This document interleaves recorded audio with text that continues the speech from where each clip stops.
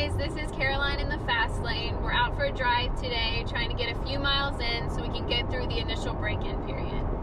I really like the new 8-speed dual clutch transmission. The idea that you can switch from automatic to manual at any time is a great feature in the new Corvette. As you can see, we still have a few miles to go before we can really let this Corvette loose. As many of you already know, all new Corvettes have a reduced torque mode for the first 500 miles.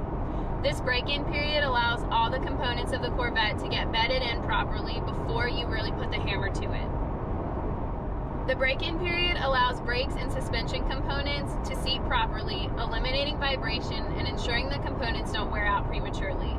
This is really important for the longevity of the car. But the most noticeable difference that new Corvette owners will see is the reduced torque in low gears, as well as the 4500 red line on your visual display, which is designed to ensure that you don't turn up the revolutions. This is important so the engine, transmission, and driveline components can establish desirable wear patterns, which will ensure maximum performance as well as reduced driveline noise. Again, patience here is a virtue. So once we cross the break-in barrier designed by GM, the ECM will automatically give us full power in the low gears, as well as 6,500 RPM on the display. All we have to do is wait for that moment.